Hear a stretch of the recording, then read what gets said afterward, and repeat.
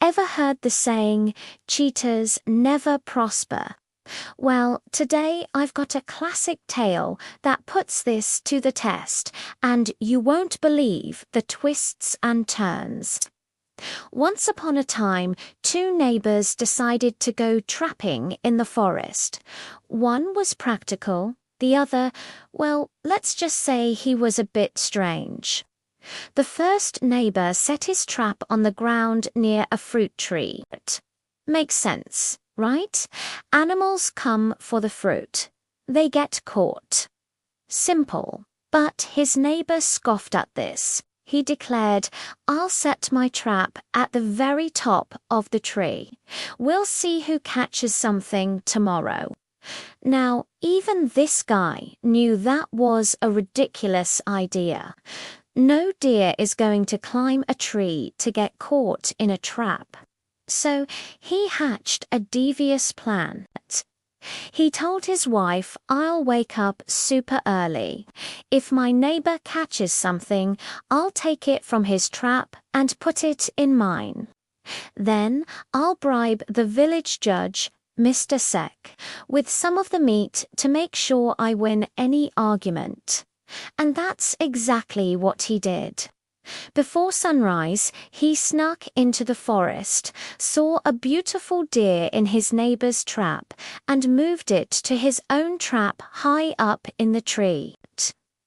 Later that morning, the honest neighbor came by, excited to check the traps. The trickster acted all cool, saying, "Don't get your hopes up. My trap is way up in a tree. It won't catch anything. Yours on the ground might have something, though. If it does, you better share." When they arrived, you can imagine the honest man's shock.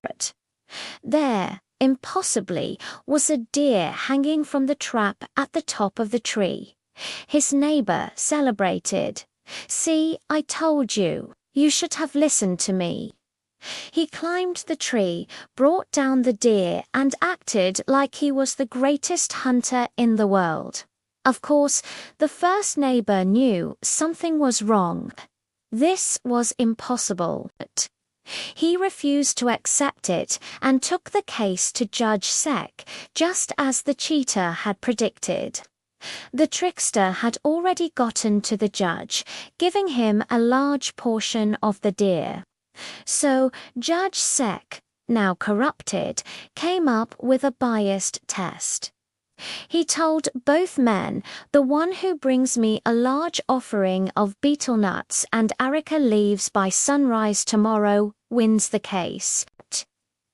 The cheater, having the valuable deer, could easily afford this. But the honest neighbor was poor. He had lost his catch and now faced an impossible task. He was devastated, afraid he'd lose and be thrown in jail. Panicked, he ran from village to village, trying to find a way to get the offering. This is where our story gets really interesting.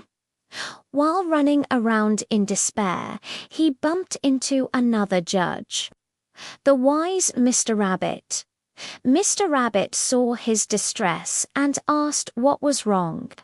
The man poured out the whole unbelievable story: the trap in the tree, the stolen deer, and the corrupt judge's impossible demand. Mr. Rabbit listened patiently and said, "Don't you worry. We will go to Judge Sek's court this afternoon, together." When they arrived late, Judge Sek was furious. "You're late. You've lost the case." But Mr. Rabbit calmly replied, "I'm so sorry we're late, Your Honor.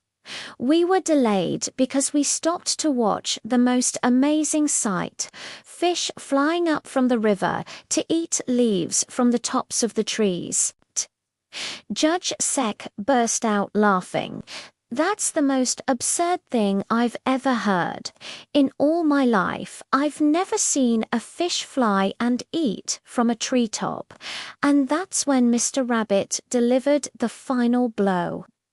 He turned to the crowd and said, "And in all your lives, has anyone ever heard of a four-legged deer climbing a tree to get caught in a trap?" He looked directly at Judge Sek. "You haven't, have you?" The courtroom fell silent. Judge Sek was speechless. He was caught. His face turned red with shame as everyone realized what had happened.